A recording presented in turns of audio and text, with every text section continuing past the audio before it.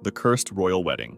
The wedding of Prince Amadeo of Savoy and Maria Vittoria dal Pozzo is known for a series of crazy events, so much so that many people now see it as one of the most cursed royal weddings in history, and you'll soon see why. From the start, things went wrong. As the wedding group left the palace and began walking toward the church, a colonel on horseback was leading the way. But the weather was extremely hot, and the colonel collapsed from sunstroke and died. Someone else quickly took his place, and the group continued. But when they reached the palace gates, they couldn't open them. It turned out the gatekeeper had suddenly died. Even with these disturbing signs, the wedding continued. After the ceremony, the group went to the train station to take the bridal train, but the officer who had written the marriage contract collapsed from a stroke and died. Right after that, the station master was killed when he accidentally fell under the bridal carriage. The disasters didn't stop there. As the group started going back to the palace, yet another tragedy occurred. The Count of Castiglione, who was riding a horse beside the carriage, was pulled under its wheels and killed. The Goalkeeper Interview. In February 2015, a famous former goalkeeper went viral after a random street interview led to an amazing coincidence. Reporters often stop people on the street to ask their opinions about past matches, but the chances of finding someone who was actually part of the story are very small. However, that's exactly what happened just before the Merseyside Derby, the football match between Liverpool and Everton. BBC reporter Stuart Flinders was out on the streets, asking people if they remembered the 1967 FA Cup match between the two teams, and while doing interviews, he spoke to an older man and asked about the game. But to his surprise, the man replied, "I do. I played in it. I was a goalkeeper for Liverpool." That man was Tommy Lawrence, who had been Liverpool's starting goalkeeper in that 1967 match. The video quickly went viral around the world. Jackie Chan and 9/11.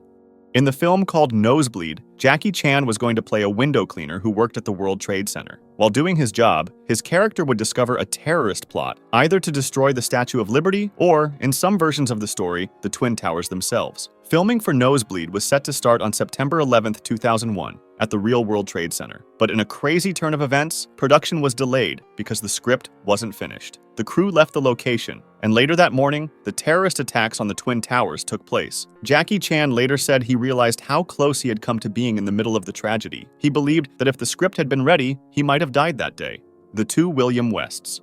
On May 1, 1903, an African-American man named Will West was arrested for manslaughter and taken to the United States Penitentiary in Leavenworth, Kansas. Like all new prisoners, the staff followed the usual steps. They took his photo, wrote down his physical description, and recorded 11 body measurements. However, something strange happened during the process. The prison clerks found that Will West already had a file in their system. According to the record, someone with the same name, the same body measurements, and a nearly identical face had already been sent to that same prison for homicide. When the clerk pulled the old file, it had a photo of a man who looked exactly like the new inmate. Will West laughed when he saw it and said the man looked just like him, but insisted he had never been to prison before. The prison staff looked more closely and were shocked to find that the man in the photo, also named William West, was still in prison, in a nearby cell. They brought the two men together and everyone was amazed. They looked almost exactly the same, had the same name, and were now in the same prison.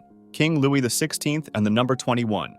King Louis XVI of France was the last monarch before the French Revolution erupted in 1789, and as a child, he was reportedly warned by an astrologer to be especially cautious on the 21st day of each month. The king took this warning very seriously and, even as an adult, avoided conducting official business on the 21st, believing it to be an unlucky day. Fast forward to June 1791, during the French Revolution, when Louis decided it was time to escape the capital. The plan was carefully arranged. They would leave Paris and head for a royal stronghold. But there was something peculiar. Louis chose to flee on June 21st, the date he had spent his life avoiding. The escape failed. The royal couple was recognized and captured about 150 miles from Paris. Then, on September 21st, 1792, exactly 1 year and 3 months later, the National Assembly formally abolished the monarchy. France was declared a republic, and King Louis XVI lost his title, his power, and eventually, his life. Tutankhamun's cursed trumpets. There's a really strange pattern that seems to repeat around the ancient trumpets discovered in the tomb of Tutankhamun, the Egyptian pharaoh, so much so that they're said to be cursed. After being found by British archaeologist Howard Carter, the trumpets were placed in the Egyptian Museum in Cairo, where they remained untouched for 17 years, but that changed in 1939, when the BBC asked Egyptian authorities for permission to play one of the trumpets live on the radio. The event was broadcast to about 150 million listeners, with a musician playing the trumpet in a studio. Just a few months later, on September 1st, World War II began. At the time, basically no one saw any connection between the trumpet and the outbreak of war, since the two events were months apart, but that would soon change. After that, the trumpets stayed in the museum and weren't played for nearly 30 years. That changed in 1967, when a museum staff member played one of the trumpets again. A few days later, the Six-Day War broke out between Egypt and Israel. Then in 1990, one of the trumpets was played once more, and on August 2nd of that year, the Gulf War began. By this point, some began to believe there was a connection between the trumpets and these catastrophic wars. In 2011, the trumpet was played again,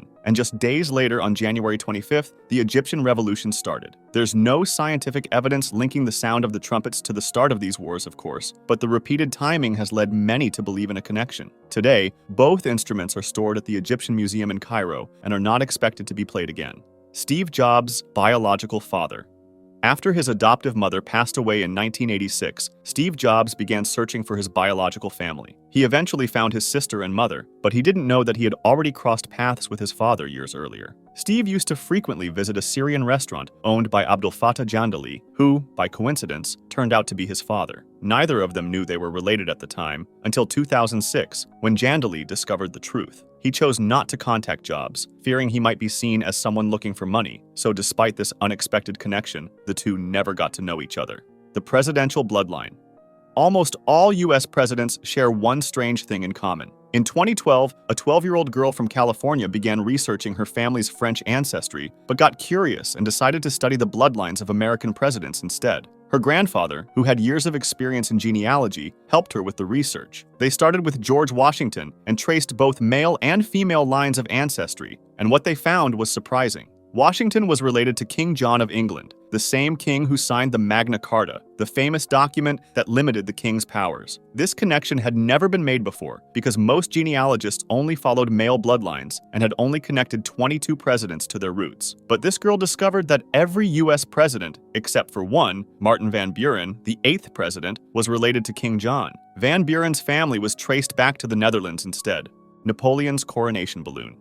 In 1804, Napoleon was preparing for his coronation as Emperor of France. He hired a French balloon maker named André Garnerin to create a massive balloon for the event, decorated like a crown with lights and symbols to mark Napoleon's rise to power. Garnerin followed the instructions and launched the balloon during the ceremony. It floated up and disappeared normally, and most people probably forgot about it right after, but the balloon ended up somewhere unexpected. It drifted all the way to Rome and Italy, and eventually landed in Lake Bracciano. The crazy thing, however, is that before it touched down, it passed by and got caught on Nero's tomb. The crown decorations fell off and landed directly on the tomb. When Napoleon heard about this, he was furious. He didn't want to be compared to Nero, the Roman emperor who was known as one of the worst in history. He saw it as a bad sign and blamed Garnerin for the incident. As a result, he fired the ballooner and never used balloons in his military campaigns again.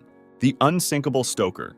Arthur John Priest is known as the Unsinkable Stoker because he managed to survive not one, but 4 ship sinkings and 6 accidents in total. His first known accident at sea happened on the RMS Asturias. During its first journey after being built, the ship collided with another vessel. Thankfully, there were no casualties, but it was still a serious incident. Arthur was later assigned to the RMS Olympic, the largest passenger ship in the world at the time. In 1911, the Olympic collided with the British warship HMS Hawke. The crash tore a large hole in the side of the Olympic, but the ship managed to return to port. Arthur survived the event without injury, although the damage to the ship was pretty bad and repairs took months. In 1912, despite already being involved in 2 collisions at sea, Arthur accepted a position on the RMS Titanic, which promised a higher pay. On April 14th of that year, the ship struck an iceberg and famously sank. Arthur was deep in the engine rooms when the collision occurred, and he fought his way to the upper decks before jumping into the freezing water. He was later pulled into a lifeboat and survived, while more than 1,500 others lost their lives in the disaster. When World War I broke out, Arthur continued to work at sea. He served on the HMS Alcantara, an armed merchant cruiser, but on February 29, 1916, while patrolling the North Sea, the Alcantara encountered the Grafe, a German raider disguised as a merchant ship.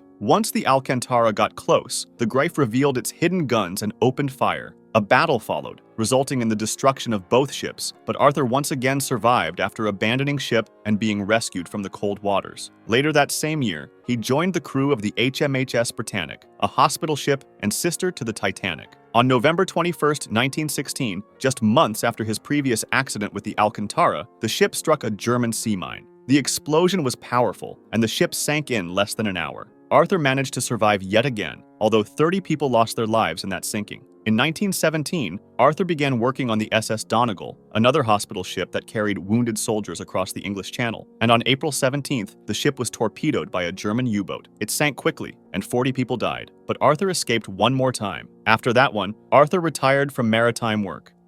If you liked this video, subscribe for similar ones or join my Discord to suggest another.